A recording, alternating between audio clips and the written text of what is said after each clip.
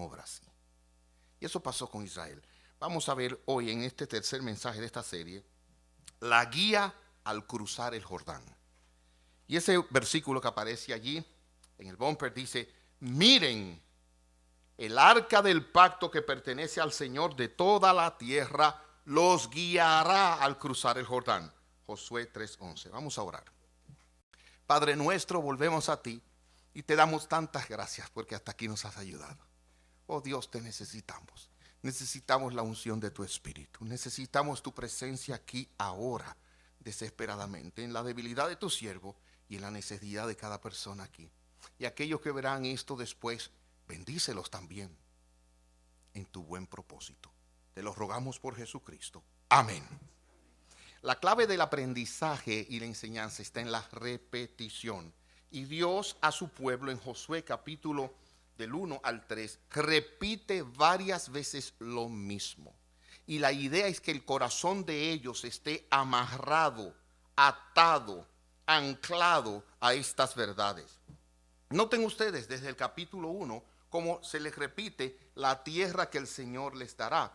Después de la muerte de Moisés, siervo del Señor, el Señor habló a Josué, hijo de Nun, y le dijo: mi siervo Moisés ha muerto, por lo tanto ha llegado el momento, oiga, que guíes a este pueblo, a los israelitas, a cruzar el río Jordán y a entrar en la tierra que les doy. Dios quiso que ellos supieran: yo les doy la tierra, van a cruzar el río Jordán. Pero eso no quita el miedo, eso no quita la aprensión, eso no quita la sorpresa.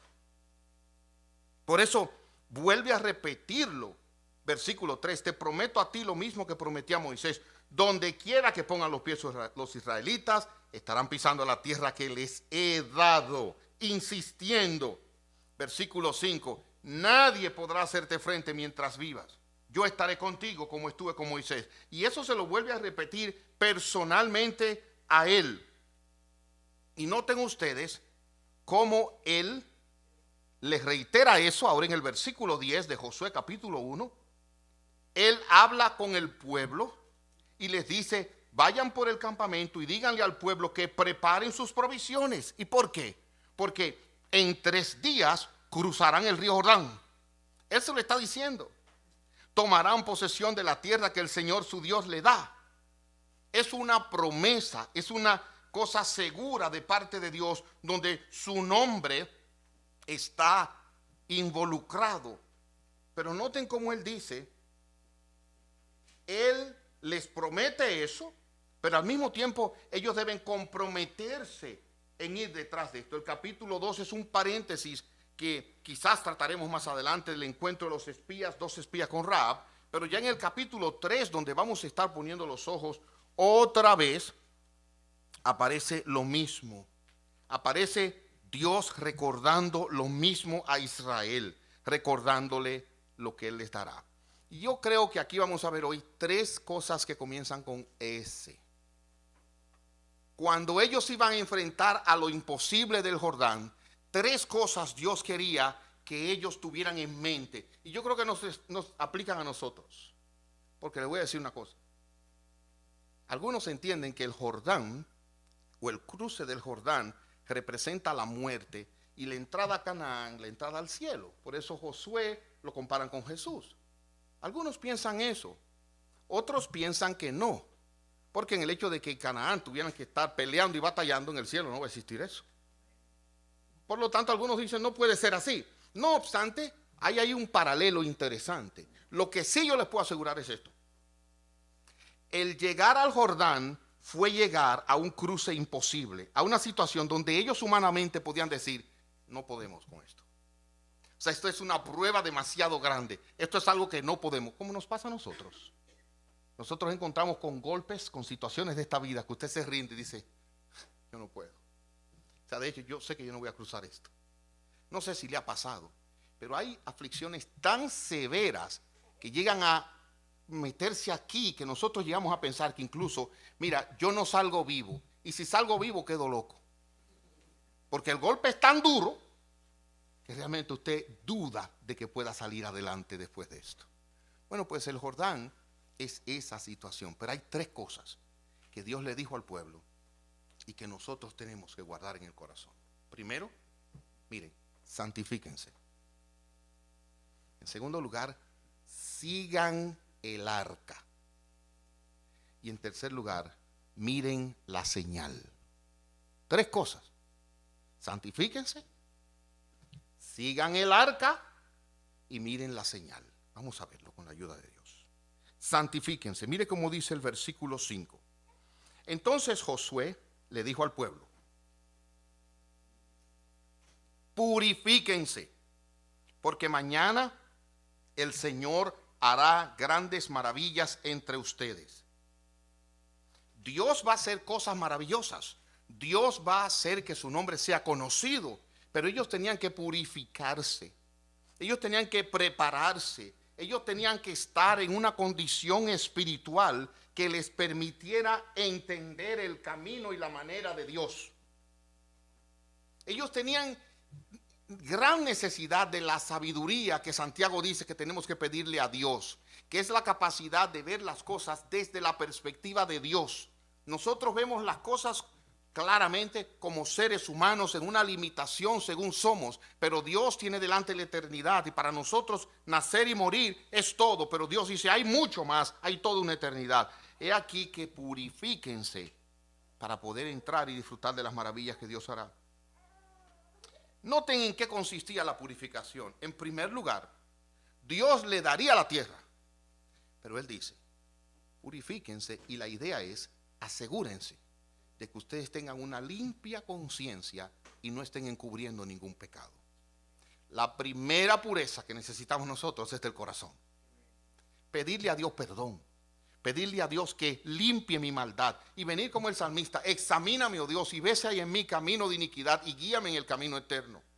¿Qué puede haber en mi corazón que no sea de agrado a Dios? ¿Qué ídolo, qué situación puede que tenga yo en mi corazón que no me permita disfrutar y caminar con Dios? Resistir deseo carnal, separarse del pecado. Hermanos, ¿quién va a beber en un vaso sucio? Una sola vez yo me he bebido un agua sucia en mi vida. Digo que yo sepa. Pero estábamos en un campo en mi país, un trabajo evangelístico por allá.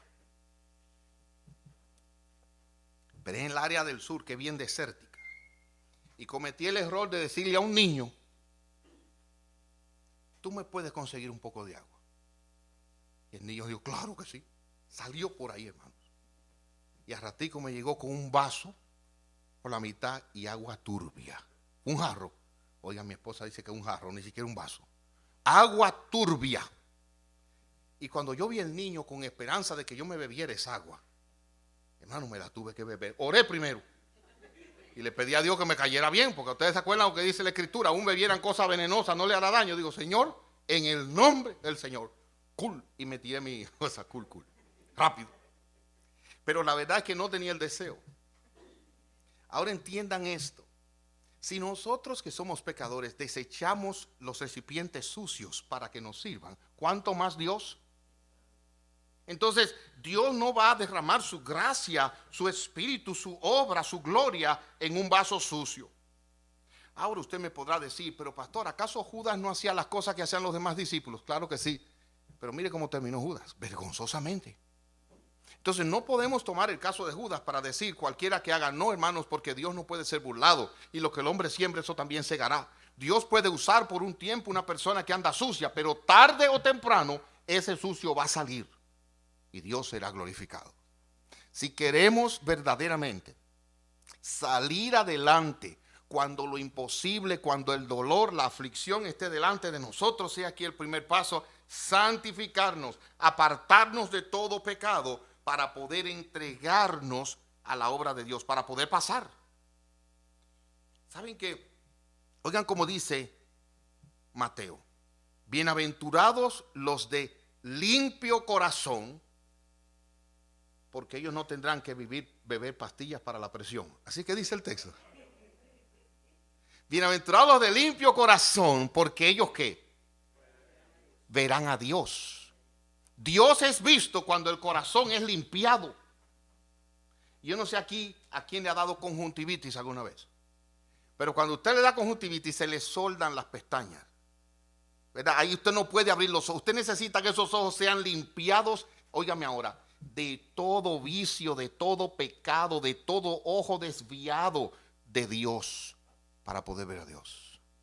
Pero también los ojos que lloran no ven bien.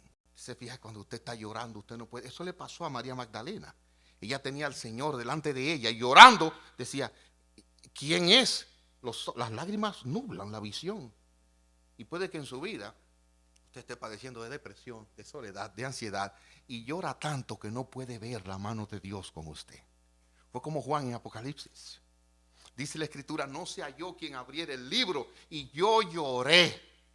Y delante de él estaba el Cordero. Y uno de los ancianos dice, mira el Cordero, él es digno de abrir. Oh, y ahí entonces pudo ver. Si usted llora y necesita la gracia de Dios para librarse de esa carga que le oprime, oiga, pídale a Dios que le santifique y le quite eso delante para que lo pueda ver. Pero miren la segunda S. Sigan el arca. Y aquí está en gran manera el corazón de lo que yo quiero compartir con ustedes. El versículo 11, Josué le dice al pueblo, miren, el arca del pacto que pertenece al Señor de toda la tierra los guiará al cruzar el río Jordán. Él no le está diciendo, miren el arca. Él le está llamando la atención. Miren, atiendan bien lo que les voy a decir. El arca del pacto que pertenece al Señor, primero, arca del pacto. Yo sé que nosotros quizás usted no tenga una idea clara de qué es el arca, pero es como 2 pies y algo, y tiene para acá como 1 pie y medio de oro y 1 pie y medio de altura, forrada en oro de madera, y ahí, con 2 querubines arriba, los sacerdotes la llevaban, pero eso era una señal del pacto. Este anillo es una señal de un pacto. El que me ve con ese anillo dice, ese hombre hizo un pacto con una mujer. El arca era una señal del pacto de Dios con su pueblo. El pacto entre mi esposa y yo fue un acuerdo. Aunque ustedes no lo crean, se casó voluntariamente conmigo ella. Ella quiso. Entonces, el pacto de Dios con su pueblo no fue un acuerdo que nosotros hicimos con Dios. Fue un acuerdo que Él en su soberana potestad y en su lugar dijo, yo quiero hacer un pacto contigo. Y ese pacto de fidelidad, de cuidado y de amor era representado por algo visible llamado el arca del pacto. Ahora noten, Él es el Señor de toda la tierra, el que controla el cielo, el mar, el viento, el corazón, hasta el diablo y todos sus demonios los controla Dios. ¿Usted sabía que el diablo no puede hacer absolutamente nada sin el permiso de Dios? Él es el Señor de toda la tierra. Ahora miren qué dice. Él los guiará al cruzar el río Jordán. Y el río Jordán, recuerden, es ese encuentro con esa situación difícil, aflictiva, como si fuera la muerte para mí. Algo de lo que yo creo que no voy a poder salir bien. Esa situación que el futuro puede tener y que verdaderamente yo le tengo miedo. Esa situación difícil puede ser el Jordán, efectivamente. Y dice, Él los guiará al cruzarlo. Si usted quiere salir bien de ese dolor, de esa aflicción, de eso inesperado, sigue el arca, porque ella la va a guiar. Ahora, ¿cómo la debían seguir? Eso fue lo que los líderes dijeron al principio del capítulo. Mire el versículo 3 y 4. Dice, y dieron al pueblo las siguientes instrucciones. Cuando vean los sacerdotes levitas llevar el arca del pacto del Señor su Dios, dejen sus puestos y síganlo. Ahora mire. Dado que ustedes nunca antes viajaron por este camino, y tengo que hacer una pausa ahí. Muchos de nosotros tenemos la tendencia de ir a la casa siempre por el mismo camino y de hacer lo mismo. Ahora, esta vida a veces nos lleva por caminos desconocidos, por situaciones que usted nunca se pensó ver, por un camino que usted no sabe qué es lo que le espera allá atrás. Ese es ese camino para ellos. Dice, ellos los guiarán, los sacerdotes. Oiga ahora, quédense como a 1 kilómetro detrás de ellos. Mantengan una buena distancia entre ustedes y el arca. Asegúrense de no acercarse demasiado. ¿Por qué? Porque cuanto más lejos estaba, mejor podían ver por dónde ellos tenían que caminar. Ahora, ¿qué representaba el arca? Hebreos 9:4 nos dice, escuchen cómo dice. En esa sala, hablando de dos salas, y esta es la sala interior, la habitación interior, había un altar de oro para el incienso, oiga, y un cofre de madera conocido como el Arca del Pacto. Ahora, yo sé que usted no es curioso, porque los hispanos no somos nada curiosos, pero si usted ve esa caja y usted dice, ¿qué será lo que hay adentro? Le voy a decir, oiga, dentro del arca había un recipiente de oro que contenía el maná. ¿Recuerdan qué era el maná? Aquella comida, provisión milagrosa que Dios le dio a su pueblo en el desierto. Esa arca ahí adelante caminando significaba, estamos siguiendo al Dios que cuida de su pueblo, con quien tiene un pacto. Aún sea con un milagro, Dios provee para sus hijos. No se olvide de eso. Aún sea con lo inesperado y milagrosamente, Dios provee para sus hijos. Además dice, allí habrá el maná. En segundo lugar, la vara de Aarón. ¿Pero para qué una vara? Le voy a explicar. En un momento en Israel había que decidir, porque hubo una queja entre todas las tribus, quién debía tener un liderazgo y reconocimiento de Dios. Y se pusieron varas, una por cada tribu, 12. Y la que floreciera, un palo seco, una vara es como un bastón, era un palo seco, como decimos nosotros. Ahí no podía haber vida. La que floreciera, entonces esa era la que Dios había reconocido. Y resulta que la palabra de Dios nos cuenta que la vara que floreció era la vara de Aarón. Y dice la palabra de Dios que en Números 17:8 lo siguiente pasó. Al día siguiente, cuando Moisés entró en el tabernáculo del pacto, encontró que la vara de Aarón, un palo seco sin vida, que representaba a la tribu de Leví, había retoñado, echado brotes, florecido y producido almendras maduras. O sea, todo eso pasó en una noche, para que no hubiera duda de que ahí estaba la bendición de Dios. Ahora, ¿para qué se usaban las varas? Se lo voy a recordar. El Salmo 23 dice, tu vara y tu cayado me infundirán aliento. Era un pedazo de madera, una vara que usaba el pastor para proteger a las ovejas, para guiarlas. Las ovejas, por algo, ¿usted ha pensado por qué Dios le llama a sus discípulos, a sus hijos, ovejas? ¿Han pensado por qué? Entre otras cosas, porque las ovejas son un poquito ciegas y testarudas. Nosotros no, pero las ovejas sí. Entonces, la vara era para irla guiando.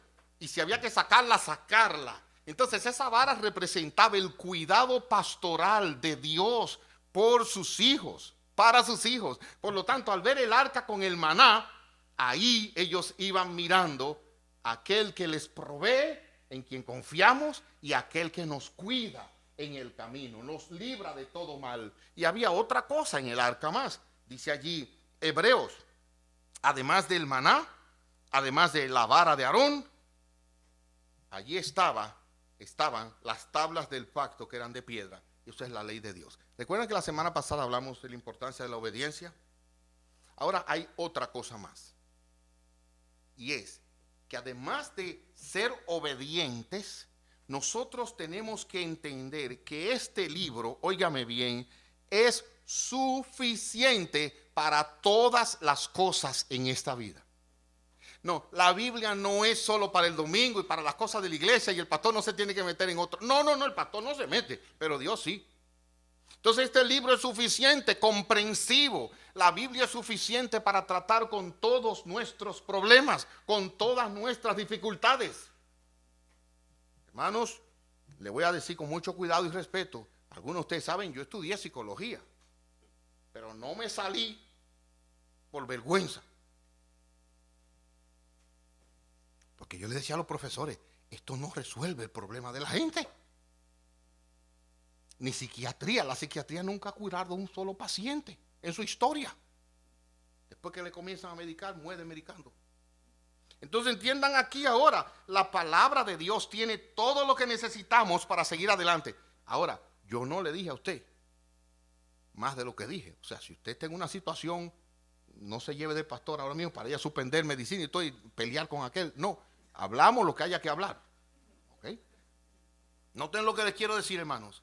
Ahora, la palabra esas tablas que representan la palabra de Dios, ahí está, esas tablas que representan la palabra de Dios, oiga, debían ser un recordatorio, miren, mientras avanzaban, que paso por paso la palabra de Dios debía guiarles. Paso por paso. En mi matrimonio, la palabra de Dios. En mi relación con mis hijos, ¿qué dice la palabra de Dios? En mi relación laboral, ¿qué dice la palabra de Dios? Oiga ahora también, aunque parezca extraño. En la casa que voy a comprar, ¿qué luz me puede dar la palabra de Dios? La palabra de Dios no le dice cuántas habitaciones tiene, ni el baño, ni la decoración. Pero la palabra le da principios para que usted pueda decir qué área, qué condición es lo más sabio. Incluso la palabra de Dios le puede guiar para que no se meta en un problema y pierda la casa en un tiempo porque se metió en camisa de 11 varas. ¿Sabe lo que eso significa? Que el vendedor o la vendedora llenó los ojos y usted se mete en una casa que usted dice, no, el Señor proveerá, giré. ¿Cuánto hay que pagar? 4.500 al mes. Pero usted nada más gana 2.000. Entonces eso no es fe, eso es imprudencia. Pero la palabra de Dios le guía, aún en eso, en un lugar que pueda ser estratégico, pensando en mis hijos, la obra de Dios, etcétera, etcétera, etcétera. La palabra de Dios tiene todo lo que necesite usted.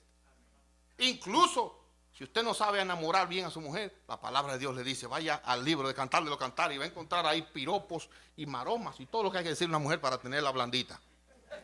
Todo lo que usted necesite está aquí en la palabra de Dios. Todo. Métase eso aquí. El día de mañana, cuando se encuentre con el Jordán delante, he aquí dos cosas que hemos visto.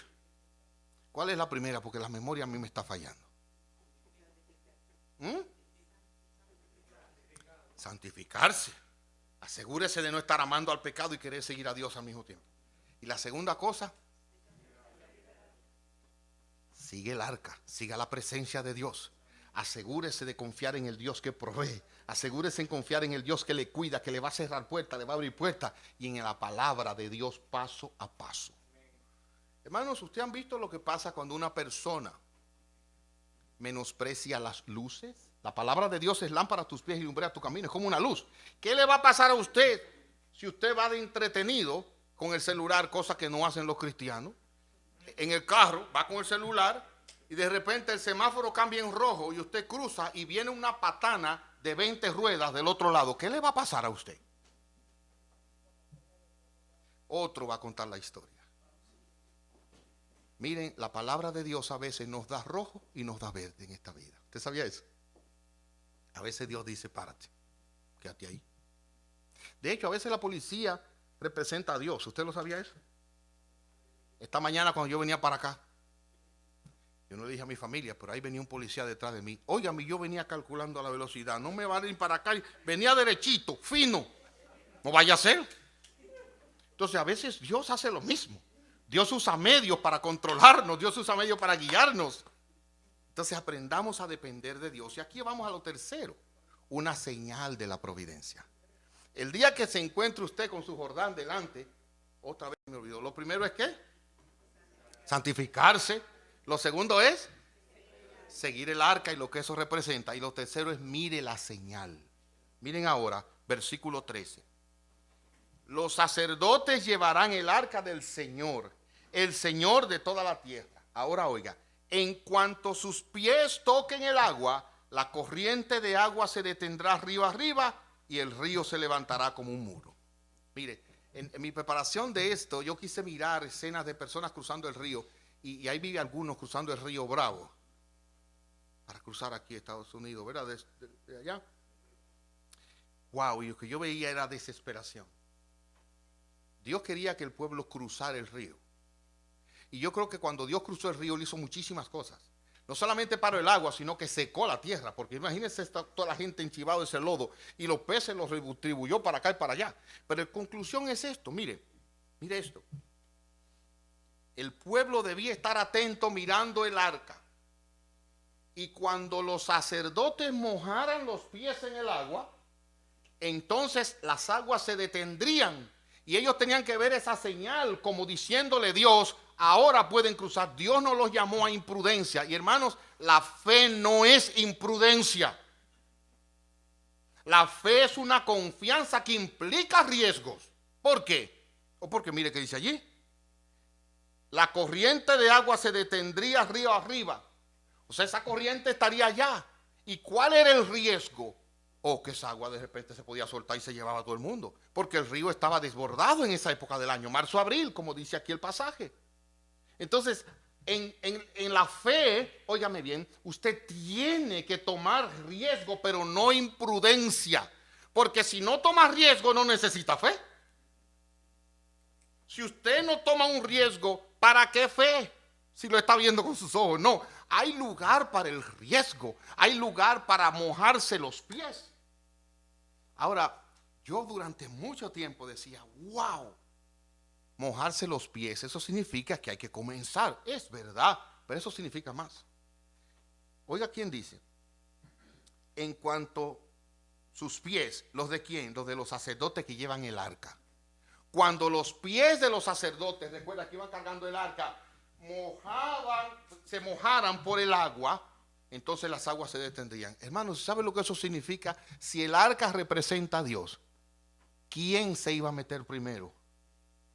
Dios mismo. ¿Y saben lo que eso enseña, hermanos?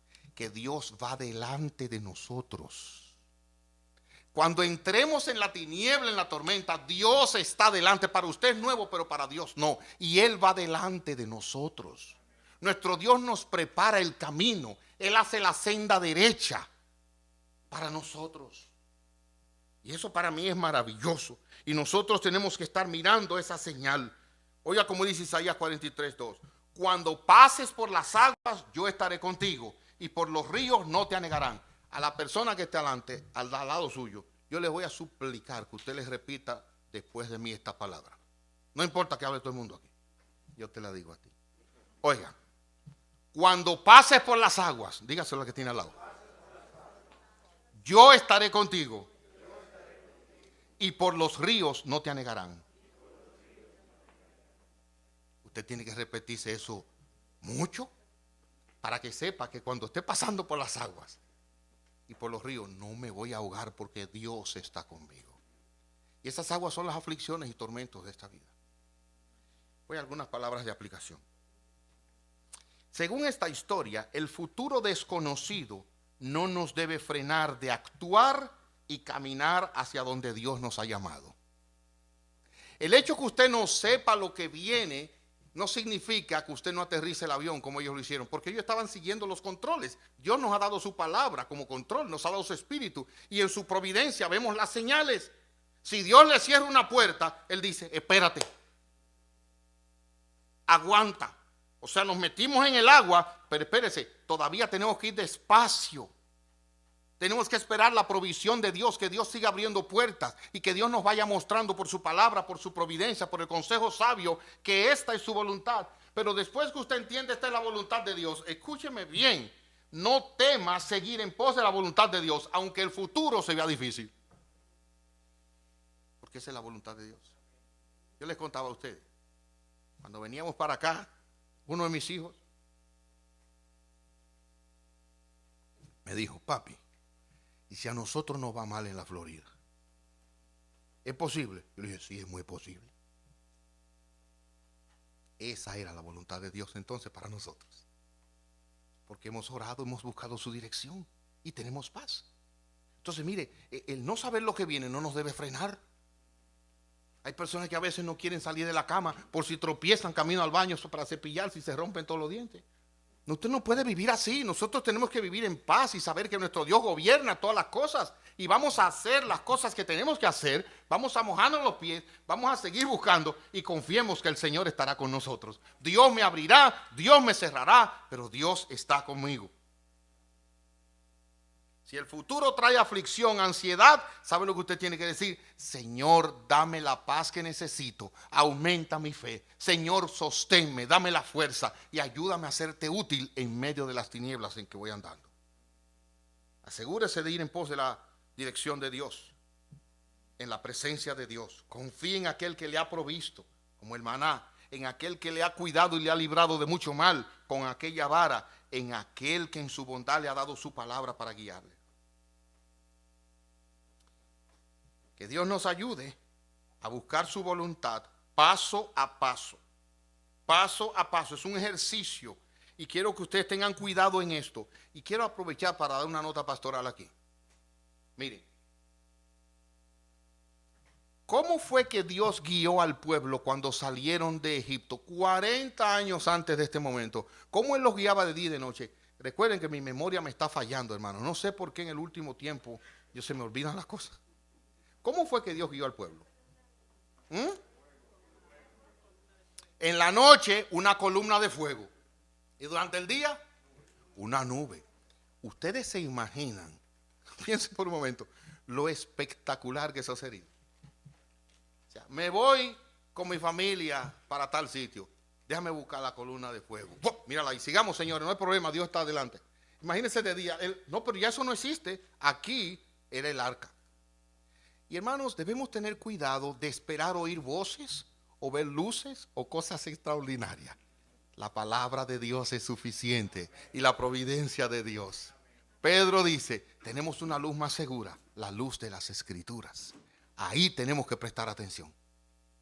Cuídense. No, que yo me soñé. Hermano, los sueños son locos. Los sueños son locos. Una persona me decía, mire pastor, yo estaba corriendo en la noche y de repente yo veía que ese león me perseguía. Ajá, ¿y qué pasó? Cuando me volví era la suegra. Los sueños son locos. Usted no puede estarse llevando de los sueños porque los sueños usted no sabe lo que son. ¿Se dio cuenta? No, yo me llevé tan bien con mi amada suegra, fue una bendición. Ella me amó y yo la amé tanto. Y lo que más me gusta de mi esposa es que hasta se me está pareciendo a la suegra, pero estoy feliz con ella. No se lleve de sueños, ni de visiones, ni de luces. La palabra de Dios es suficiente. De la misma manera, quiero dar una nota a aquellos que no se hayan convertido aquí. Si tú no has rendido tu corazón a Cristo, oye esto. Considera el testimonio de una mujer. Es un paréntesis ahí que se llama Rahab. Rahab era una ramera. Una mujer, como le llaman en algunos lugares, trabajadora del sexo. Oiga qué título. Una prostituta. Pero esa mujer, cuando llegaron los espías, confió en Dios. Y oiga ahora, actuó conforme a su naturaleza. Habló mentira. Pero el Dios de esos hombres tuvo misericordia de ella. Y no solamente la salvó de la destrucción, sino que, oiga bien, aún en la genealogía de Jesucristo aparece Rahab la ramera. Entonces no importa cómo tú hayas vivido, lo mal que te hayas portado, cuánta gente hayas engañado, la sangre de Jesucristo limpia todo pecado. Y si ahora tú lo ves, ojo, que no llegue el día en que encuentres la muerte sin Cristo. ¿Por qué? Lo que Dios dice que serás condenado eternamente. Ahí pídele, Señor, ten misericordia de mí. Y ayúdame a arrepentirme de todos mis pecados. Dame esa determinación para creer en ti y no apartarme. Ten misericordia de mí. ¿Qué nos tiene el futuro, hermanos? ¿Qué nos tiene el futuro? Piense. ¿Qué será? ¿Qué tú vas a encontrarte mañana? Conocí la historia de un hombre llamado Ira Stanfield. Ira Stanfield era un ministro, pastor, músico. Un día, abril 23 de 1939, conoció a una mujer llamada Selma Lawson. Selma era hija de un ministro también, pero ella pianista y cantaba muy bien. Ira, este hombre, y Selma se conocieron y se casaron. Hicieron un hogar cristiano. Pero él, sirviendo y moviendo, ser itinerante, en un momento la mujer le dijo, mira, yo estoy cansada de esto no es para mí. Y ella se divorció de él y lo dejó. Esto humilló a este hombre y le causó un dolor extraordinario. Él, en un día duro de su vida, sufriendo esta situación, escribió una canción preciosa que yo quiero compartírsela a ustedes antes de terminar. Dice, nada sé sobre el futuro, desconozco lo que habrá. Ya estamos ahí, nada sé con el futuro. Dice así, nada sé sobre el futuro, desconozco lo que habrá. es probable que las nubes mi luz vengan a opacar. Nada temo del futuro, pues Jesús conmigo está. Yo le sigo decidido, pues Él sabe lo que hará. Oiga esto. Muchas cosas yo no comprendo del mañana con su afán, mas un dulce amigo tengo que mi mano sostendrá. Vamos a orar. Gracias, Señor, porque tú eres el que sostienes nuestra vida. Gracias porque tú eres aquel que nos guardas y nos libras del mal. Y cuando venga el tiempo de dificultad, tú nos sostendrás. Gracias porque sí vamos a cruzar muchos Jordanes, no podemos ver mucho el futuro y tú no quieres revelarnos todo lo que vendrá. Gracias. Ayúdanos a mirarte a ti, a santificarnos, a buscar tu palabra, sabiendo que tú eres el que nos cuidas, nos protege, nos defiendes. Ten misericordia de nosotros. Te lo pedimos por Jesucristo. Amén. Amén. Vamos a